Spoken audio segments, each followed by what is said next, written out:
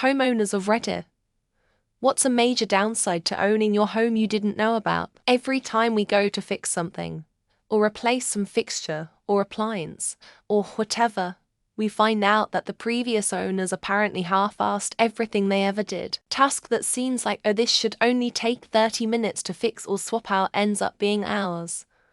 Or days if we have to order stuff, just to bring their shitty work up to something that is actually stable. I actually met one of the guys once, and chatted with him for a little bit before we went our separate ways. I should have asked him why they did such a shitty job all the time. But I didn't. Story and a half me no attic, and you have to be mindful of humidity levels in the winter. My beau ran a humidifier in the winter, and the moisture migrated with the heat loss to go to unexpected places or old house. Biggest headache is moving to another location as you have to sell and find a new place to live. P.S. Put a clause in any purchase agreement stating the seller must have all material personal belongings and garbage off the property before ownership takes place. If not, a $500 per day surcharge will be taken off the purchase price. Last year there was a thunderstorm. Our brand new stainless steel, all bells and whistles fridge went kaput with fresh groceries inside worth about $700. We didn't find out until 36 hours later when we returned home from the in-laws. The groceries cost was replaced by insurance. The fridge loss was not. The very next week, the stove broke because it was very old, and 2 months later, we had to replace both the washer and dryer because they were the ones that came with the house. Hopefully my wife is rich. So yeah, being a homeowner can be fun. That you are never done with a house.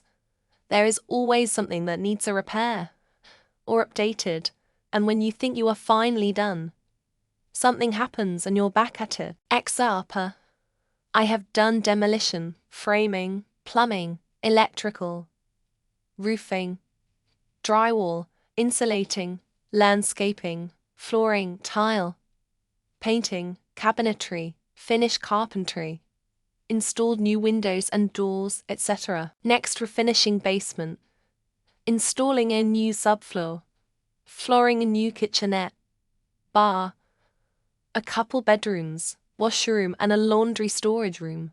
There is a manual of maintenance and inspection that doesn't exist in written form.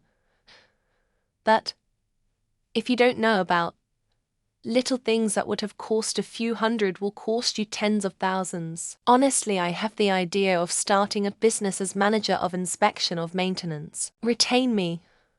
I'll organize all the regular inspections you need to make sure your house isn't falling down, and little jobs aren't turning into big jobs. Pests, roofing, walling, water ingress, water membrane, plumbing, flooring, the list goes on. Budget one of your home value for maintenance each year. So for a $300,000 house, set aside $3,000 a year. That sounds like too much. And some years it will be. Keep it set aside. Because there's going to be a year where the AC dies $6,000. Or you need to do roofing, or repainting, or who knows what else. It will very likely be you'll end up using all that money over time. I remember being incredulous when I first saw that number, but I get it now. You end up working on it endlessly. Not even because it needs it, but because it's yours. There is always something to change or improve. Things that you don't do when you're renting, like build a deck, take down a wall, new floors or whatever. You could just live in your house with the minimum maintenance it needs, but most people don't do that, myself included. It eats up your money and your free time so fast. And $45 per year for rake labels, $5 per car to the county, $20 per dog to the county, an emergency services tax, and others, all exclusive of my income, all tied directly to my property and locale. These are the operating costs of living at a lower middle-class level in my home. I knew I'd be responsible for upkeep and repairs.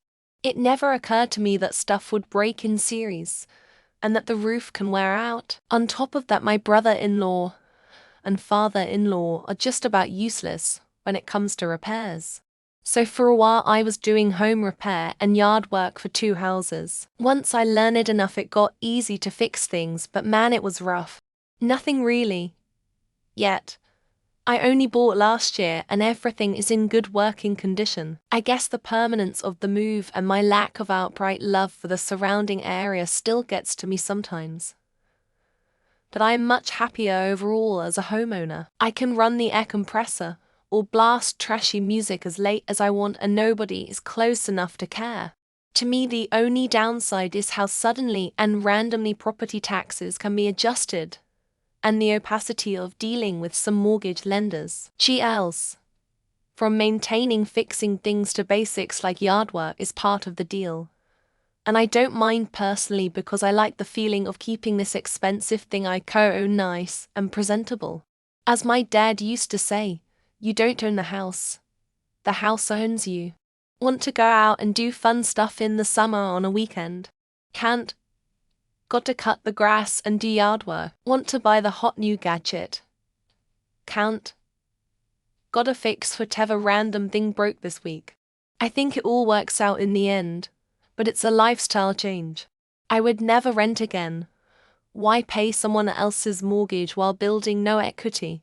I can add my own elements and real home improvement. I've even lost money on a townhouse acquired in 07 and sold in 11. At worth every minute. That said, don't buy a money pit and find a good inspector that you organically source. Water runs downhill and poor drainage means basements suck. If you see to sump pumps, just fucking run. Get a home get too. Vermiculite insulation is filled with asbestos and costs a ton to remediate. And don't refinance 2 weeks before the housing market crashes. DIY updates are never cute and whimsical. There is always a snag. Budgets inflate, and in the end I'm exhausted, and throw in the towel and call it done with imperfections. Paying someone else to do it is ridiculously expensive when I can just do it myself. Repeat the cycle. Inspectors are worthless. My roof leaked. My AC died. And the electric wasn't close to up to code. The electrician I hired to fix it said, "Oh, I guess the inspector didn't check the box." He did. He just didn't find shit. So I've spent tens of thousands on repairs. Buying a house means you have nowhere to turn when there's a problem. It's your fucking problem. And there are always problems. Take the down payment on your house and figure to spend that much again fixing the dozen things you find wrong in the first year. The asshole next door with 3 hollies. The police have a parking spot in front of my house for when they are summoned to deal with a problem at said house. Claims to be an AA sponsor, yet the women he calls the cops on he is attempting to 13-step them. E-kick. You go in knowing the obvious things that will need replacement eventually: HVAC, roof, water heater, etc. It's the little things you don't anticipate that eat you alive: garage door service, TRV replacement, termite prevention, etc., etc., etc. T of tax adjustments, and then more paperwork to keep. Random businesses spamming your mailbox to either buy your place, replace your windows, clean your gutters, sell you insurances you don't need, etc. Don't get it twisted. It's way better to own than rent more often than not. But it does put all of the responsibility on the homeowner. There is always something to be fixed or maintained, and literally no one else is going to do it. My house was built in 2017, and the roof fucking sucks.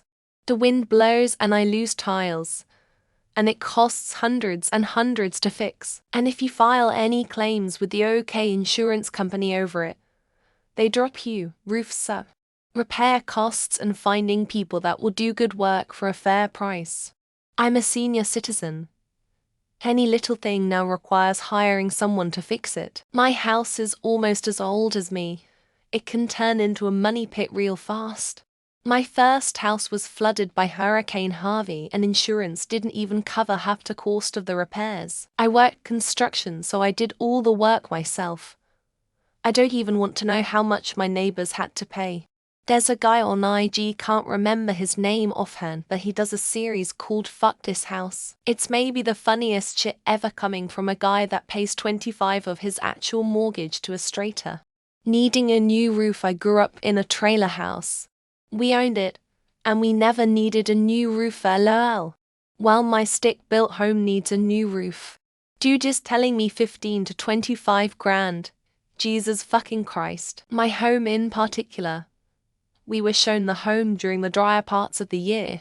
We did not know that we lose over an acre to flood water every winter for about 2 months.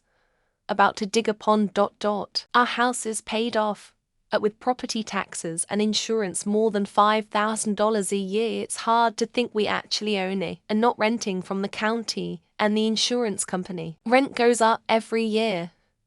Cool, so do property taxes, home insurance, and utilities. Save up to renew your house.